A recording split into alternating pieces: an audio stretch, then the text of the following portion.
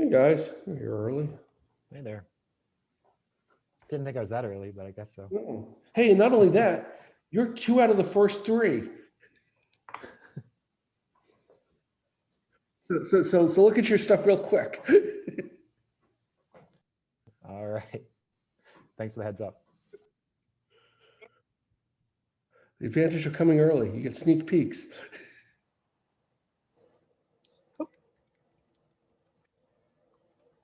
Morning, everyone.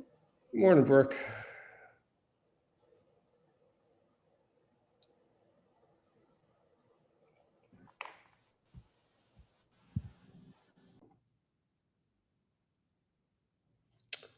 So before we get back to the homework, does anybody have any questions about any of the problems we did last time or other sort of procedural questions before we continue and finish before we finish homework 1?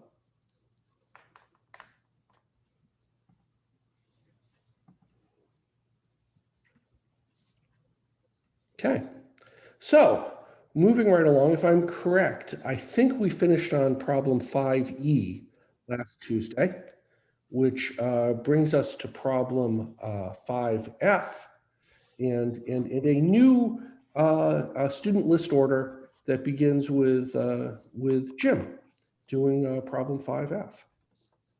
All right, this is a hard one. No, it's fine. I think you need to let me share though. Yeah, I'm sure. Oh, right. I got to remember to do that every time. I sort of think that since I did it last time, it carries over, but that is most certainly not true. There we go. Try it now. Oops, wrong desktop. Wow. Oh, that was Just sounds like real work. Yeah, fancy RStudio. Okay, so this is the right one. Yep. It's plotting X and Y, right? Okay, so I just had a table. Yeah. Oh, sorry, my mouse scroll button broke over the last couple of days. Oh, sorry. So I had made this table earlier with X and Y from this problem, if we remember. It's just the 6-sided die with a Y variable now. And it's just as simple as putting them together and plotting X versus Y, I think. And so this is what it looks like when I do that. Yeah, that's about it. They look pretty correlated, or Yeah, exactly. That's exactly what you've been working with. It's the probability of those points have some like Bernoulli probability buried in them with a B. And it's hard to know what to make of that when graphing it. Like should some of them be bigger or smaller depending on what the B is. But the idea was for you to just sort of see all you guys have been doing is dealing with 2 parallel straight lines, all of them. That this was a very weird random variable that has just done nothing more than kind of produce 2 parallel straight lines. It means it's going to be somewhere in between the 2 lines. The variance has to do with the variance between here and here, and the variance between here and here, and the variance between the 2 lines. That's sort of where it all going to come from. Any questions? You all saw it. Carmen is up with 5G.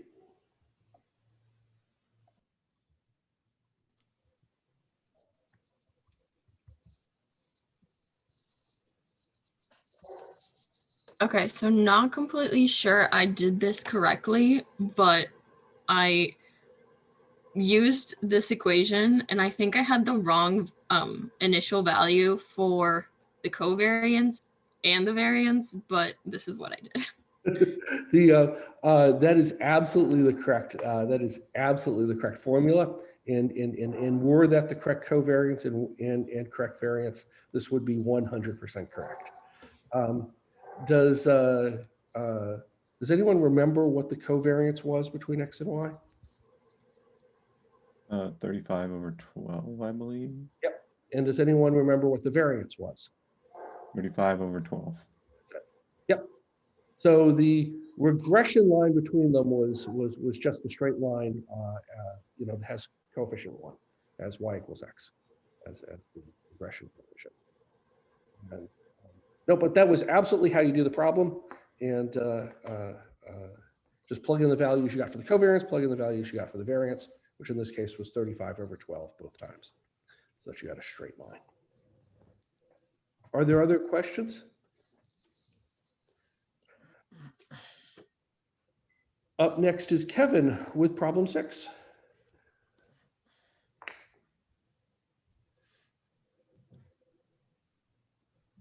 All right. Here. So it says define x and y as in the previous problem. Let s equal x plus y. What is the mean and variance? And mean is just expected value. So what I did was I did the expected value of s, and then I from there I equated that to the expected value of x plus y, and then I just did the expected value of x, the expected value of y. Got those two individually and got this 6 plus p. I believe that's right. Yeah. So this is absolutely the way to do this problem. Do it as the expectation of the sum is equal to the sum of the expectations. The expectation of x plus y. The expectation of x, 21/6. That's 7/3. That's absolutely right. But I have for the expectation of y 5/2 plus 2p. Plus 2p. Okay. I must have. Yep, there it is. You've got it there as 2p also. So it's just, copy it over. Yeah. So in that case, then it would be 6 plus 2p, right? So that is exactly what I had it as too. Yeah. Does anybody have any questions on the expectation part of this? And want to continue with the variance? Sure. So I did the variance this a very similar way. Also, I think this was given to us at some point or some. Yep. So it was just the definition of that. I think my variance of y is right. I have to. I'm pretty sure that's right. But yeah, so I just basically found the variance of x, variance of y, and the 2 times the covariance of x, y. And then just add them all together as the variance of s. And yeah, I think there might be I have my variance of y as equal to 35/12 plus 4p times 1. So I have the 4p squared minus 4p. Yep. I have a plus 35/12 rather than a minus 10/3. Okay, yeah. I remember when we were going over it that I had that this term was incorrect. So I must have just Yep. flipped some numbers around or lost track of something, but yeah. Got a sign wrong somewhere. Somewhere in the algebra, it didn't quite add up. And again, it's a question. Do you mind showing your algebra for the variance? I got 35/3 because I had 4 35/12s in my equation. So I'm just wondering. So this is going back to problem, where were we? My God, problem 5b. Let me show it to you a few different ways. So I'll take control for a second.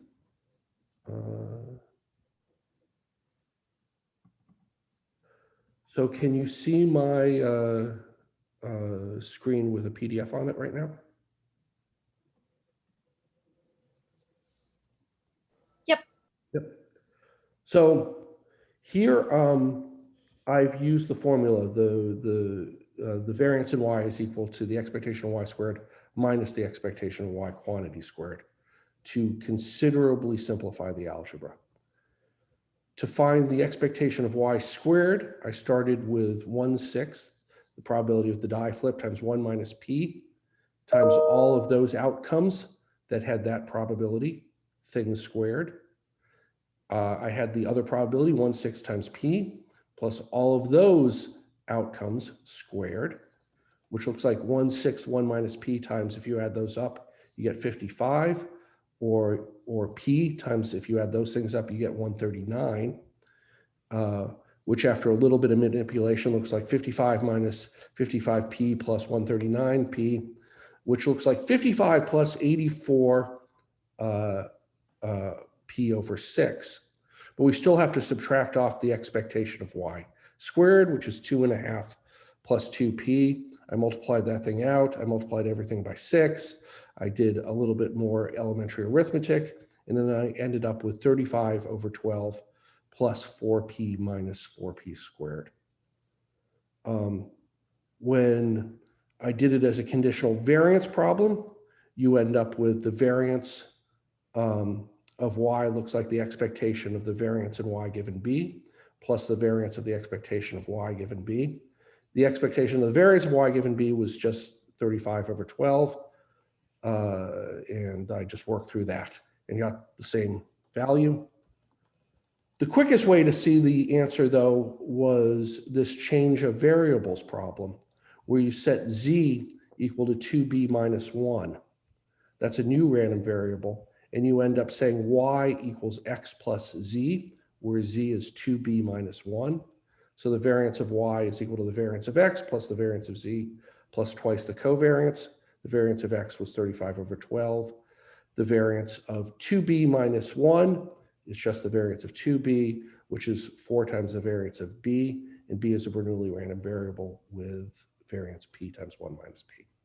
And you get 35 over 12, 4p, 1 minus p. So, well, it's not unlikely I screwed up the arithmetic here. It is not totally unlikely I screwed up the conditional probability argument there.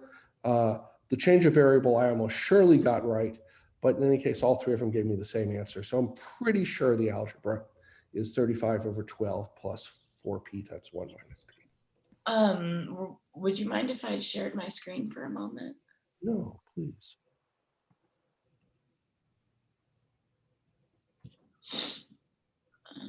Okay.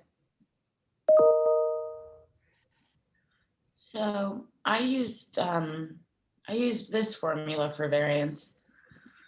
Yep, the same one.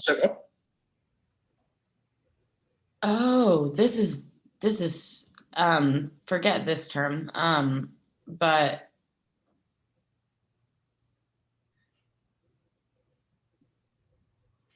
pretend these e's say never mind, this is incorrect. But why would this not be variance of x plus variance of y plus 2 times the covariance of xy? It would be. For the variance of s. Would be. It would be. So yeah, then I guess I'm just unsure of why I get a 3 here, if this formula is also correct.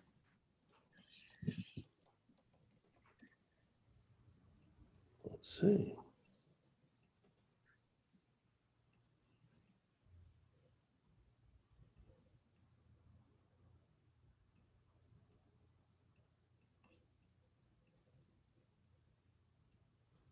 I don't think the variance of x and the variance of y are the same thing.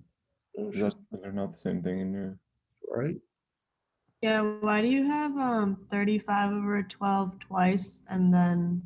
So both variants of x. Yeah, they're not the same thing in this problem. Okay. All right. Thank you, guys. I'm sorry. Which problem are we doing here? Someone asked me what was the variance of y, not the variance of the sum. Yeah, I got the same thing as Kiana. Deanna, your answer for the variance of the sum is correct. We were looking at what the variance of y was. Oh. You're on a different problem at the moment. Okay. So this is the answer to so backing up a second. Kevin was asked, what is the answer to problem 6? You have written down a beautiful answer to problem 6. That problem depended on the variance of y. A student asked, how did you get that as the variance of y? Oh. So I scrolled back and derived the variance of y. Okay. Got it. Thank you so much. So you are totally on top of this, but we were doing the variance of y at that particular moment, which is Okay. so, and Thank you. to let me, to get everybody back on the same moment in time, back to problem 6, we have s equals x plus y. We want the mean and variance of x, which is the expectation of x plus the expectation of y, which turned out to be 6 plus 2p.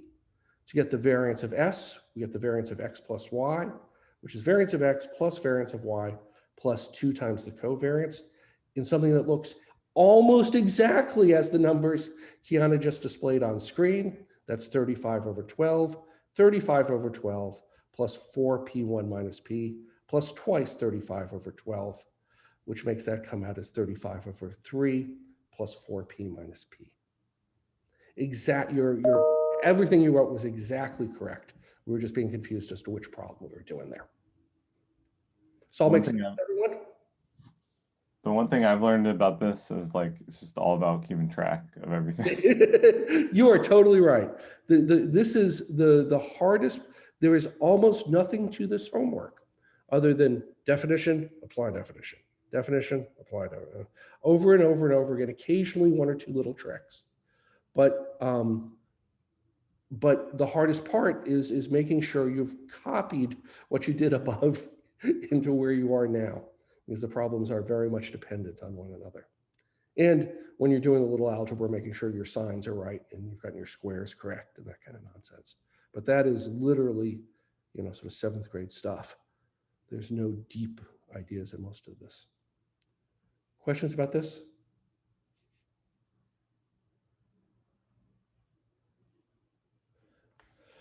Okay, we're on to Christopher with problem 7. And I will stop my share.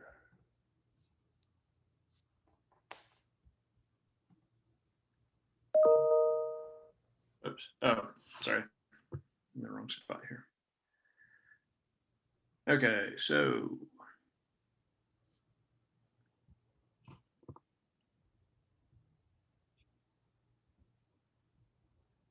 okay, see my screen? Yes, looks great. Okay, so for question 7 here, so right, so earlier we discovered that the mean of a similar problem was 3.5, and we have a formula whereby how to say this, if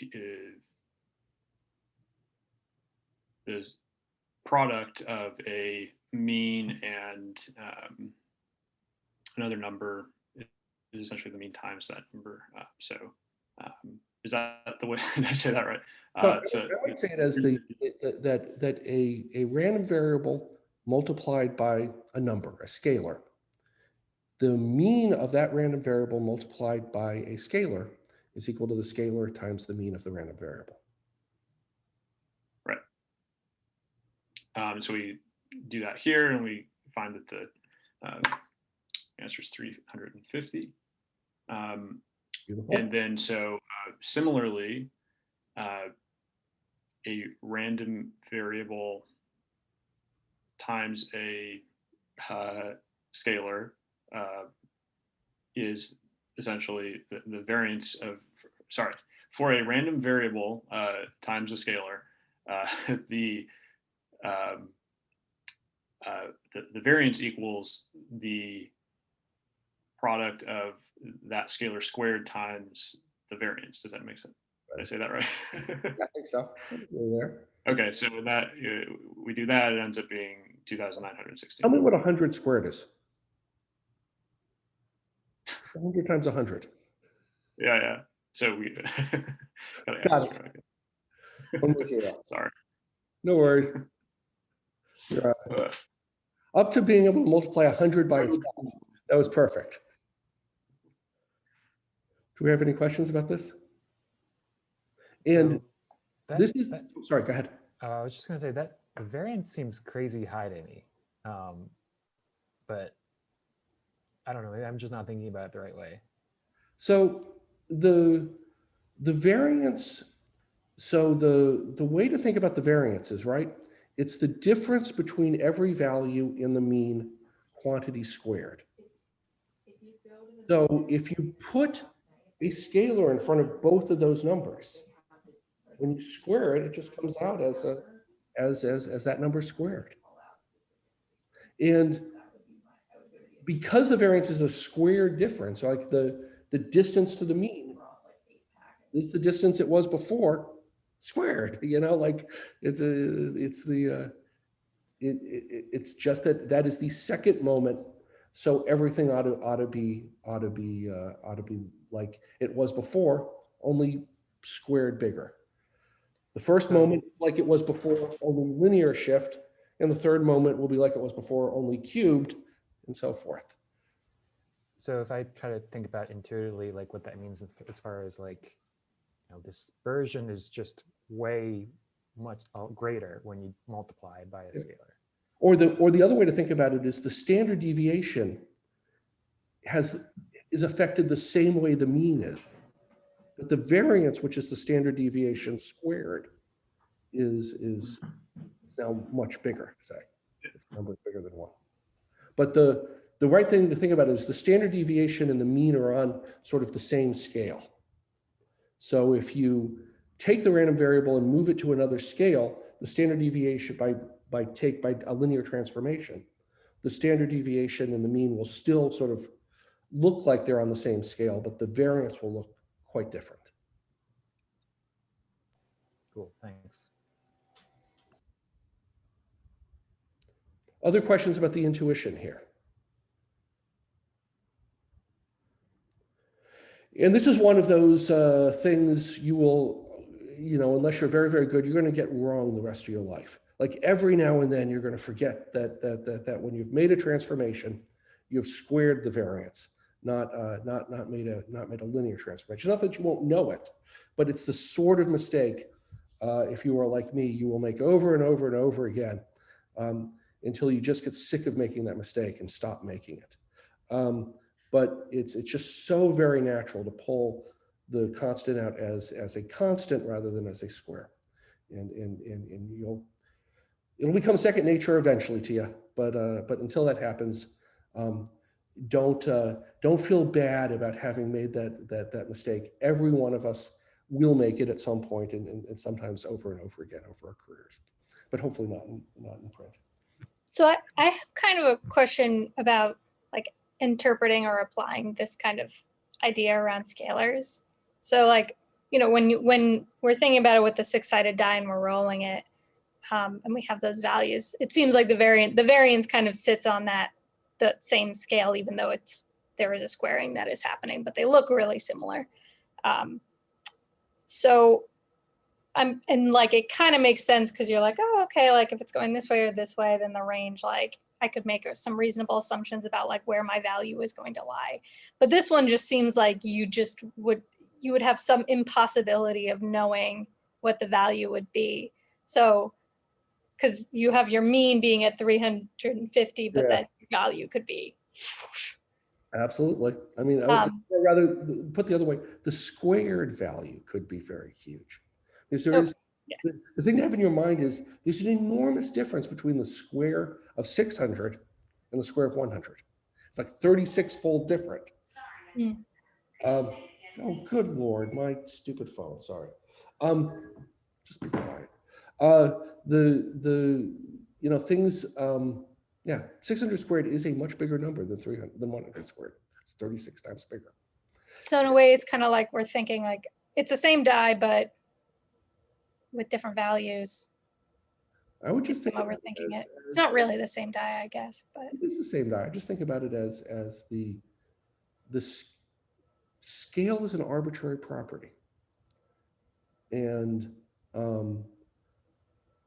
much of what we do, we might want to rescale so that it ends up as numbers we can handle in our head easier. And that for a lot of purposes, we end up in a 0 to 1 or 0 to 5 or -5 to 5 kind of scale. And we get very used to interpreting means, standard deviations, and variances when they're on that sort of small scale. And for many problems, we might even find it almost useful to, if the natural values are on the scales of hundreds or millions, or is to transform them in some way down to numbers that are closer to what we're used to dealing with. Making counts that are in millions look like a number between, 0 and 1, or -5 and 5, just because it will keep our intuitions in the right place.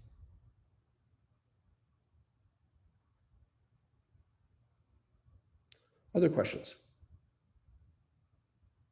And by the way, this is exactly why we're doing these problems. It's to build our intuitions for what we ought to be seeing for means and variances and covariances, because half of the population genetics problems we're going to be doing is asking for what is the mean in this kind of genetic-y process? What is the variance in this kind of genetic-y process? And getting on board with what we think we ought to get for those answers will help us immediately guess when we've gotten it right and when we've gotten it wrong when doing the genetics. Anyway, you'll see as we go on. Any other questions? Okay, problem next is, I think, problem 7 with Sebastian, even though we've kind of talked about it already. No, is that right? 7? Yeah, 7. Sebastian. Thought it was 8. Oh, no, 8. Sorry, 8. Yeah, we just did 7. 8, sorry. Yeah. I'm an idiot. What can I tell you?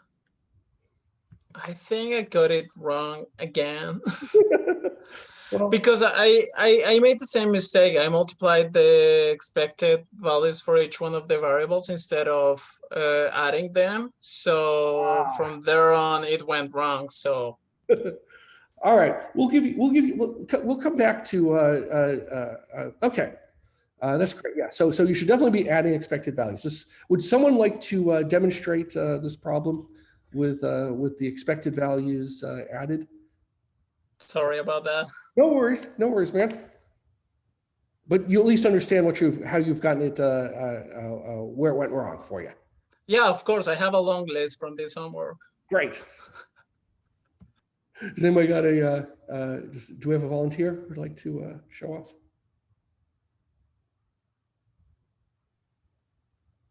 Come on, someone must have it done very prettily.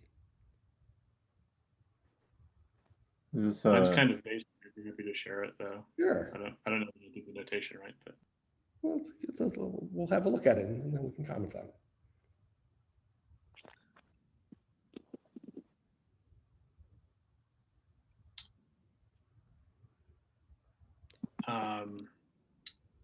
Yeah, so essentially, I'm trying to wrap my mind around this again. So we know that the mean of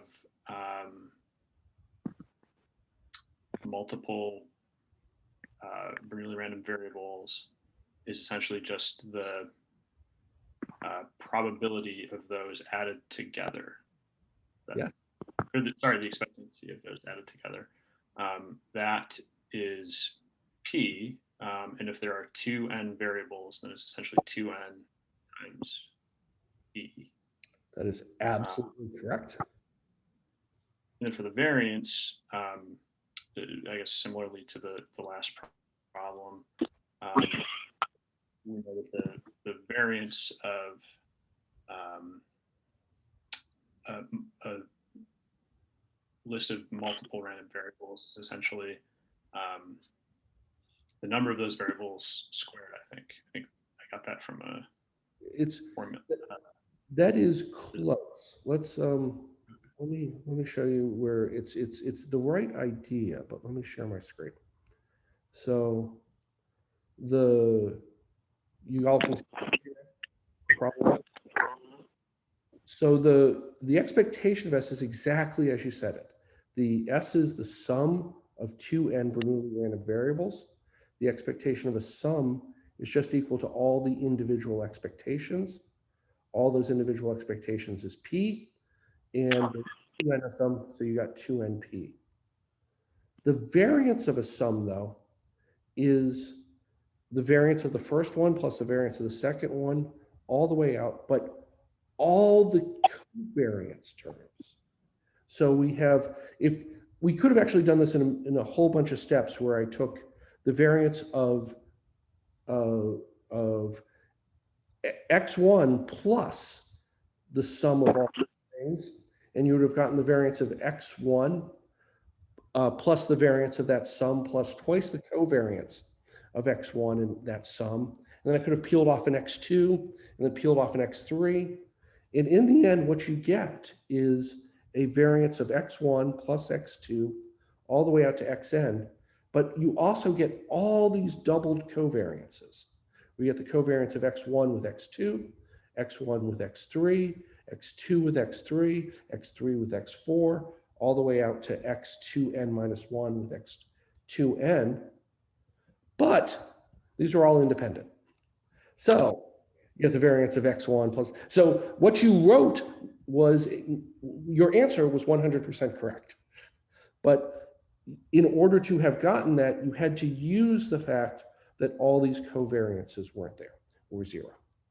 Right. So Okay. use the fact they were independent to get the fact that that it was just the sum of these variances, and you end up with 2n, because there are 2n of these terms, times the individual variances. You don't end up with a squared term in there, actually. You end up with a linear term, 2n, because it's a linear number of variances.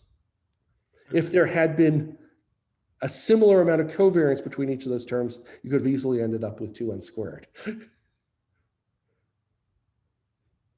Does that make sense to everybody? I kind of took this question in a different way, and I was trying to relate it to a binomial. That is a binomial. So Ha how does that? I mean, I don't think I got the same answer. I was using definitions of binomial mean and variance. Is that just not simplified, or what? If you use the definition of binomial mean and variance correctly, you would have gotten these answers. Okay.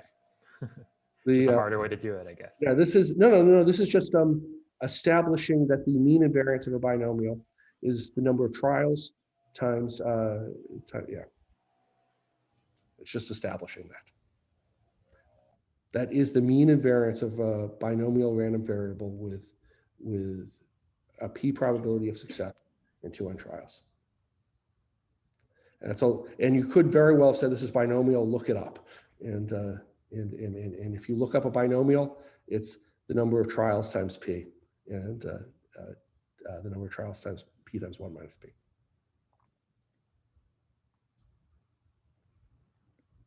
Can I ask a question about the covariances?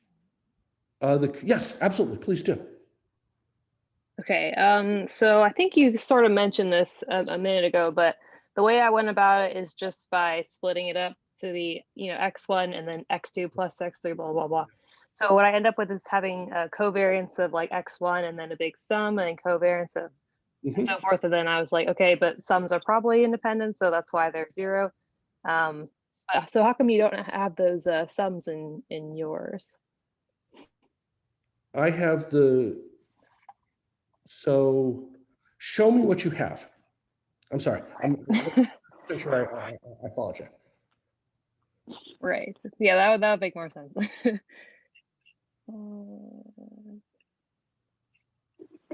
this was it. Okay. Okay, so right here. So calculating the variance. Yep. I was like, well, I don't know if I can split up x1, x2, x3 automatically. We only know we can split it into 2 variables via this formula. So if you split up x1 and then the rest of them, you end up with this. But then you can split up this guy into x2 and then the rest of them, and so forth. And you end up with a bunch of variances of independent things, and then a lot of covariances between different chunks of x's, I guess. Yep. And I assume we could just say that they were going to be independent if they're the sum of independent variables. But yeah, I guess I was curious why we don't have those sums of x's in the covariance. So I'm not sure if you can see my pointer. But I'm pointing to that Uh, covariance term, where you have the covariance of x1 with the sum x2 all the way out to xn. Mhm. You can rewrite that as the covariance of x1 with x2 plus the covariance of x1 with the sum x3, x4, xn. The covariance of x1 with x0. okay. Now, that second term, which was the covariance of x2 of x1 with x3, you pull out the x1 with x3 and have the remaining terms. Covariance of x1 with x3 is 0. Then you pull out the x4, that's 0. Then you pull out the x5, that's 0. You end up pulling out something like 2n choose 2 terms, all of which are 0. Okay. Okay. I think I wasn't aware of the covariance formula that you said. So, Yeah. okay, cool. So we may not have proved yet that the covariance of x with y plus z is the covariance of x with y plus the covariance of x with z.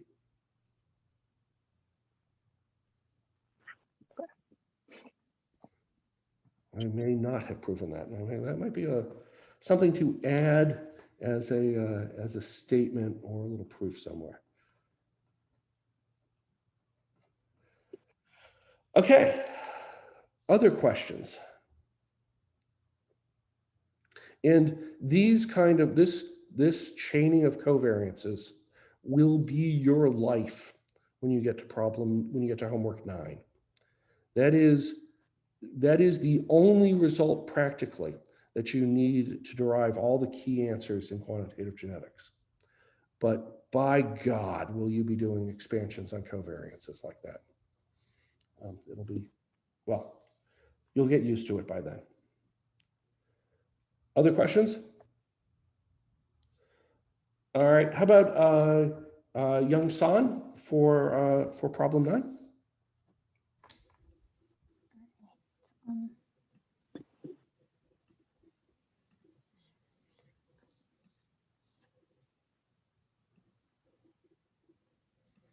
Okay, so for the problem 9, the probability that s equals to k, I thought this S will be following a binomial distribution where the number of Bernoulli trials is 2n and the probability of success in any trial is p, so the probability that S to be k would be written as like this probability. Yeah. That is it exactly. So the way to think of a binomially distributed random variable is really just the sum of a lot of Bernoullis. And therefore, you know the mean of it immediately, you know the variance of it immediately, and the probability of getting any particular value out of it is just is p raised to the number of successes times q raised to the number of failures, and then the number of different ways you might have found those p successes in your list of 2n things. So we have 2n possibilities or k successes, and we found k successes, and it was p to the k. That's the probability of getting k successes times q to the 2n minus k. Beautiful. And so binomial random sampling is the definition of what population geneticists call Fisher-Wright sampling. And it is the basis of every genetic drift question, problem, thing we will be doing. All of genetic drift will be understandable as repeated binomial sampling of a population of finite size. You will get very, very, very used to the idea of binomial sampling of a population. Questions? Up next with problem 10, which we've seen probably solved already by other people, is Mitchell.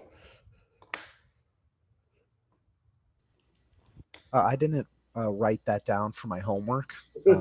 I didn't know how to do it during it. So I don't have, I just wrote prove that I just wrote out number 10. All right, fair I enough. didn't actually write down all of the steps. Fair enough. Fair enough. Does anyone? I think we've actually seen the proof of this a few times already. But does anyone want to show off their proof?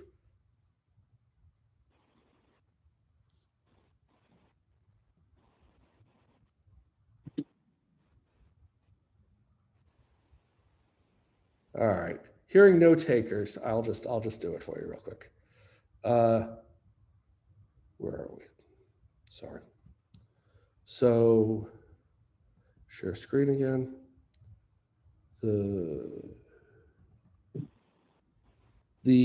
So the problem asks us to prove that the variance of x can be written as the expectation of x squared minus the expectation of x quantity squared. We've noted earlier that the expectation of a random variable is just the expectation of that random variable. The mean of a random variable is just its mean. And so the variance of x is equal to x minus its mean quantity squared.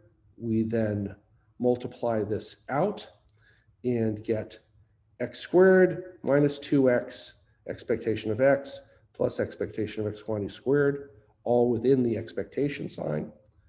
Then because expectation is a linear operator, it becomes expectation of x squared minus the expectation of this thing plus the expectation of x quantity squared. This becomes the expectation of x squared minus, we can pull out the expectation of x in a 2 and get 2 expectation of x times the expectation of x times the expectation of x. Here we have just the expectation of x squared. That is just equal to the expectation of x squared minus 2 times the expectation of x squared plus 1. So expectation of x squared minus 2 plus 1 is a 1 minus. Just a little bit of algebra. And using the fact that the expectation of the expectation is itself, and we can pull constants out wherever we see them. Questions? And so the reason that people tend to use this definition a lot is because it's relatively easier to find, b of x squared or b x squared than like the other definition of variance. Yeah, like you've already done it, right? Like when you were, say, on one of these early problems and plugging in the bloody definitions, you ended up with 1 minus something ugly squared, 2 minus something ugly squared, and and you fought through that and got the correct answer. But when you did it as something like the expectation squared, you ended up with simpler numbers squared often that you could add up quicker. And while that is true often when you're doing it by hand, it's true 100% of the time when you're writing code. So if you have a list of numbers and you want to know the mean and variance of them, I could go through the list of numbers once and find its mean, then restart and go through the list of numbers again, subtracting the observed from the mean quantity squared and adding those up. Or I could do it in a single loop, where in one thing I take the mean, I take the observation, and the other I take the observation squared, and I sum them both up simultaneously, and then do the subtraction at the end. That will usually always make your code easier to read for you, faster to implement, and it is the only way you actually want to do it in practice when you're sort of doing calculations in nature. Does that make sense? Yep. Other questions? All right, Taylor, why don't you walk us out of here with the covariance proof that's just like the variance proof. Sure thing.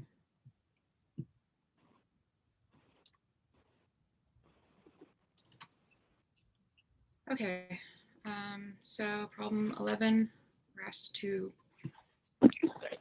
prove that this representation is equal to expectation of x, y minus the expectation of x times the expectation of y. So starting out here, I just expanded the terms. So we have the expectation of xy minus y times the expectation of x minus x times the expectation of y plus the expectation of x times the expectation of y. This first term is just the expectation of x times y. Here, the expectation of x is just the expectation of x. So this essentially becomes the expectation of y times the expectation of x, and same with the second term. So I combine both of them, and we have -2 here times the -2, the expectation of x times the expectation of y.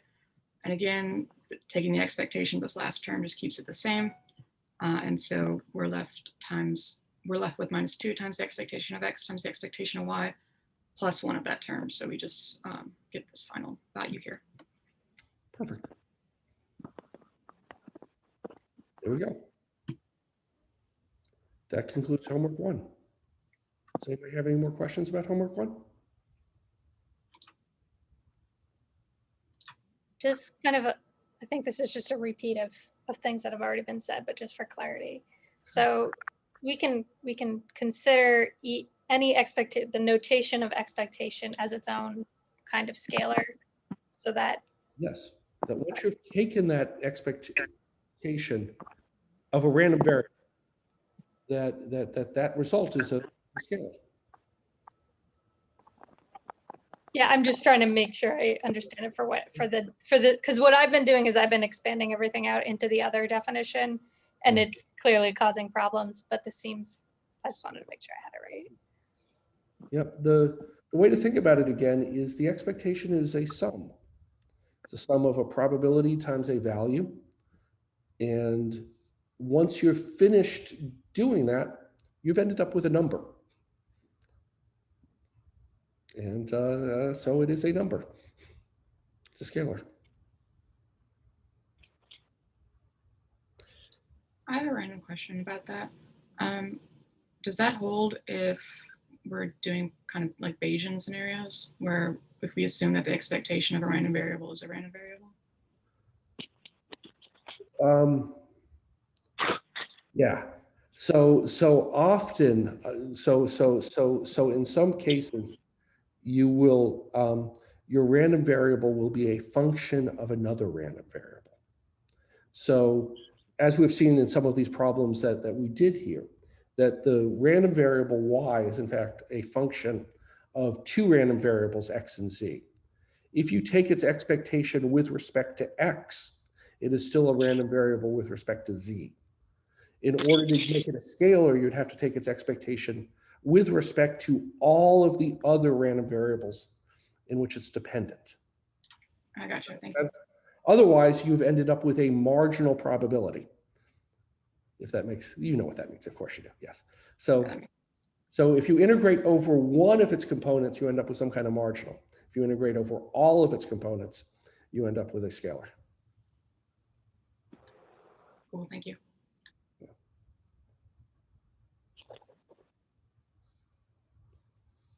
Yeah, so one of the things that are, the expectation notation is really, as we've seen over and over again, a shorthand for the sum or the integral over something. And the expectation is usually assumed we know what we mean by what we're summing over or what we're integrating over. And Taylor brought up a situation where you make a complex random variable a function of a lot of things. At that point, when you write expectation, it is totally unclear what you mean. Do you mean what do you mean by its expectation? Do you mean its expectation over one marginal random variable, or do you mean its expectation over, say, all dimensionalities of it? And if you take its expectation by integrating or summing over all of it, you end up with a good scalar, that is its mean. But if you only do one or two dimensions of it, or some subset of the dimensions, you end up with a new random variable that is the marginal of this joint thing or complex thing. Other questions? Okay, you guys, I think you guys did great. I'm really happy. This is this is wonderful. Homework 1 is now done and dusted. It is the basics, and if you will see all of these ideas again.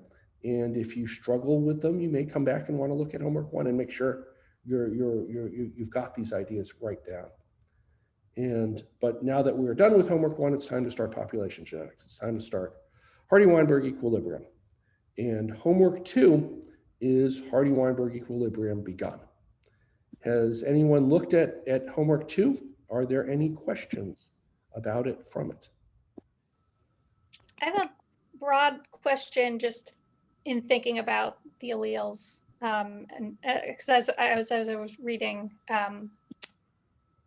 okay, so when we're thinking about like multiplying or understanding like how many genotypes there are to phenotypes, and we have more than 2 alleles for a locus, are we always thinking in terms that there will be like 2 positions at that locus? So even though we have 3 alleles, we're not necessarily going to have 3 positions. Yeah, let me tell you my bias. There are only 2 organisms on Earth. They're called humans and Drosophila. So everything on Earth is diploid, as it turns out, except for the sex chromosomes. Those are haploid. There's no such thing as a tetraploid. There's no such thing as an octoploid. None of that exists in my world. So there are trees don't exist, bushes don't exist. There's no such thing as rice. None of that stuff exists. So for almost every problem, unless I stated explicitly otherwise, this is some weird situation. Like maybe I define Down syndrome to be you've got 3 chromosomes, but by default, your organism has almost certainly 2 chromosomes. It might have 1. Maybe the E. coli exists, and it can be haploid if it's like if it's mitochondria or something. But if unless it's said otherwise, just assume I had a bias and I meant a diploid organism, which is why 2n is going to appear over and over and over and over and over and over again. And that 2 is nothing more than the diploid status of the organism. It might have been n, but it's 2n because I'm using n to mean the population size and 2 to mean the number of sort of alleles in the population. And it is, you're totally right as a biologist rather than a human geneticist or Drosophilus, there might very well have been different ploidy numbers. We will almost never explore that except in special cases, maybe even to do, other in special cases. That's all I'll say to it.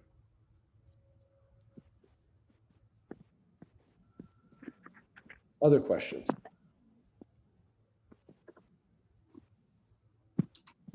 I have a question about homework 2.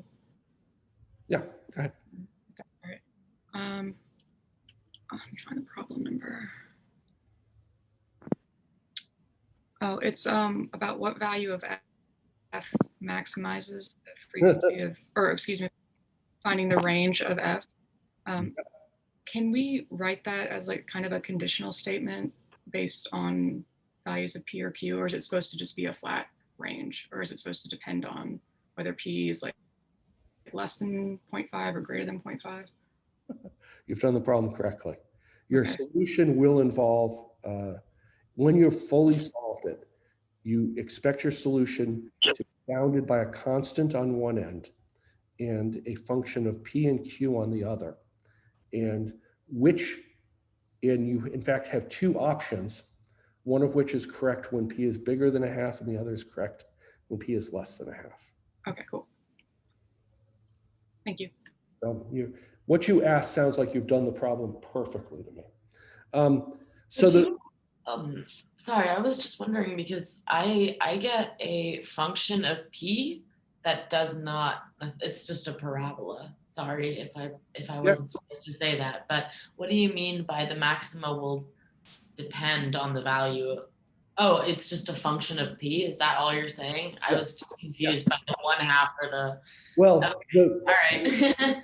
you can actually write the maximum down as yes, it is a easy function of P.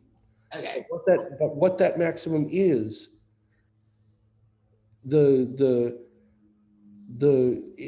function that does the bounding is different when P is bigger than a half and when P is less than a half. There are two different parabolas, say. One when P is bigger than a half, the other when P is less than a half.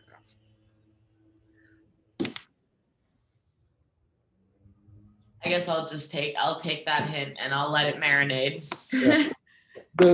The way you approach this problem is you have three genotypes.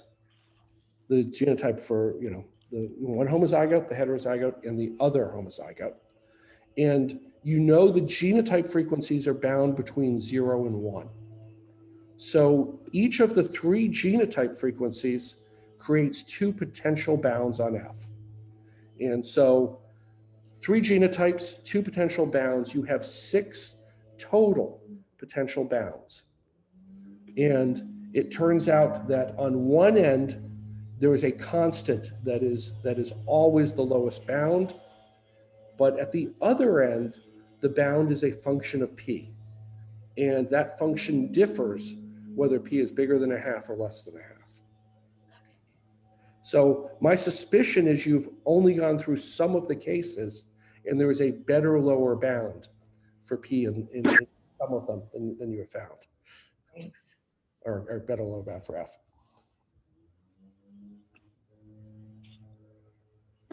That is probably the lengthiest problem. So I had a question about question 8, and I think I'm just not thinking about it in the right way to even know where to start on it. So it's asking for, with the generalized Hardy-Weinberg, showing that P is in fact the frequency of the A1 allele. But yep. So I don't know what I'm supposed to do. Like, yeah.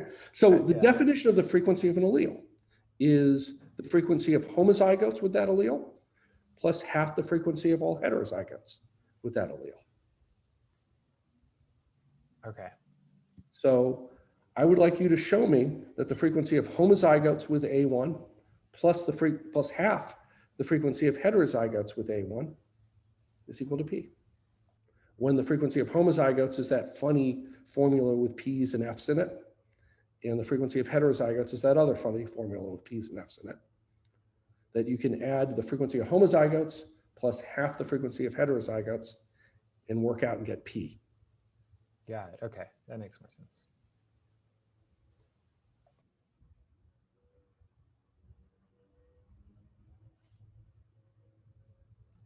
Other questions?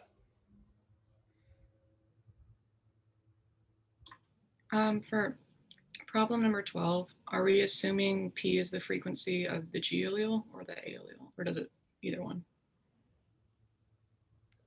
For problem, oh, fuck yeah, I don't know. I think I guess I made it the frequency of G. Okay. But I don't care. Yeah, I could have been a little more explicit there, couldn't I? Wait, sorry, which question was this? We had a table of SNP of genotype counts, and I asked you to find P and F, but I gave you G's and A's rather than A1 and A2. And someone said, what should A1 be? I don't know. Make it the first letter you see. I don't know.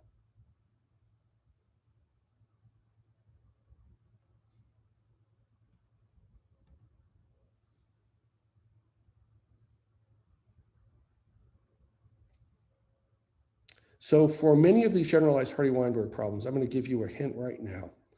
It will be helpful to you if you take Gillespie's formula for generalized Hardy-Weinberg and rewrite it so that the F is separate. There's a separate term with F and there's another term without F. It will make so much of your algebra easier if you keep the F terms separate from well, you have a bit without F and a bit with F. And it will just, you'll find that a lot of the algebra collapses much quicker than any other choice.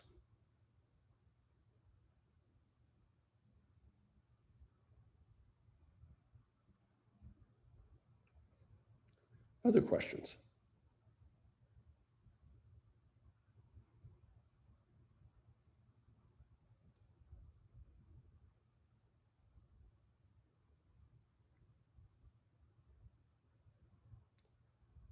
So if that's it, we will stop here. The Tuesday will be just like last Tuesday. Only we'll have a new set of homework, a new set, a new ordered list, and we'll be doing Hardy-Weinberg problems all day. And hopefully we'll finish before the end of Thursday. And if you have any questions next Thursday about homework 3, then that would be the time to ask them.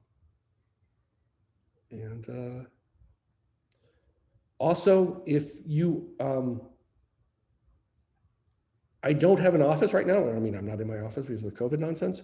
But if I were in my office, I would encourage you to come by it and ask questions. Since that can't happen, I will again encourage you to email me questions. If you have them, I might not solve the problem for you, but I will do my best to help you get to a point where if you don't fully see the answer yourself, you at least are well on track. So if you find yourself beating your head against the wall on a problem, just like Jim had, where like, what do you mean by show P is the frequency of A1? I don't even know what you mean by that, Cutler. Email me. And I will promise you I will explain what I mean by that at the very least. And at the very most I'll set up the problem for you and let you get started with it.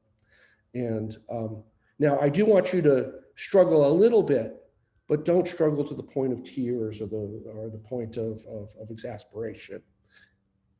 Email. And although if it's in the middle of the night, I won't reply till the next morning. So if it's late Monday night, you might be screwed. But if you get to it a little before then, you're likely to get some hints at least.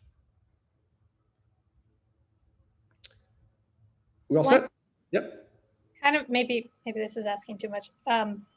But since we mentioned 8, I'm imagining that 9 might look kind of, the answer to 9 might look kind of similar to 8. Let's see. I've already forgotten what any But it's show that the 3 genotypes add to. Yeah, that's all. So problem 9 is just asking you to add, So to add 1 minus FP squared plus FP plus 2PQ 1 minus F plus 1 minus FQ squared plus FQ, add all three of those together and show that equals 1 for all values of P and F. And if you separate out the P's and F terms from each other, you will find that simplifies very quickly for you. Shockingly quickly. And if you don't, you'll be able to show it's equal to 1. No doubt about it. You guys are good enough at algebra to do it. But separating out the F term will make it go even quicker.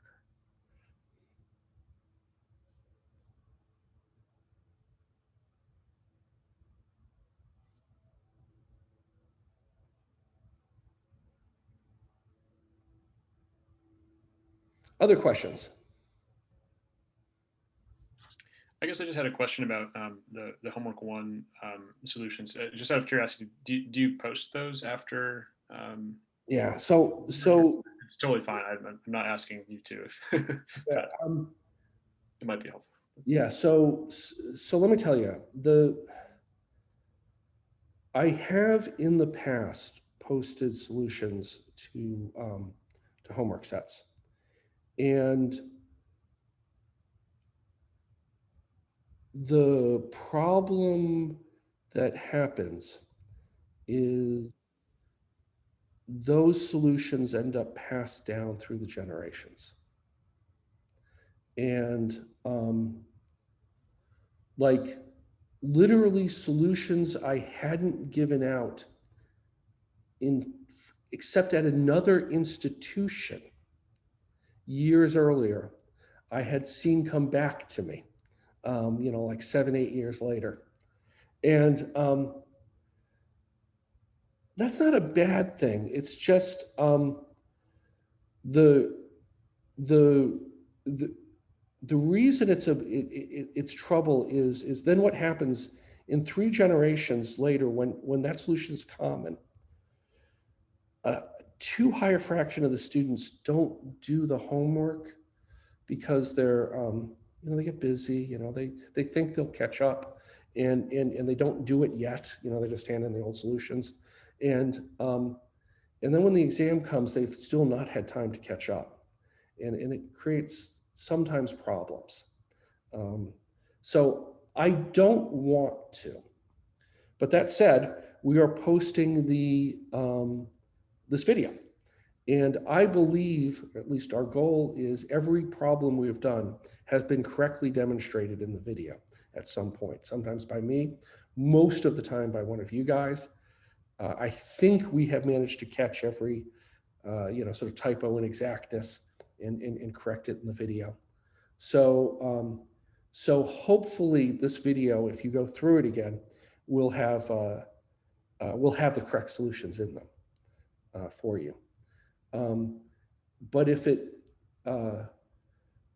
this turns out to be a problem, I am willing to post them, but I'm going to try to avoid that, if that makes sense. Sounds good. Other comments?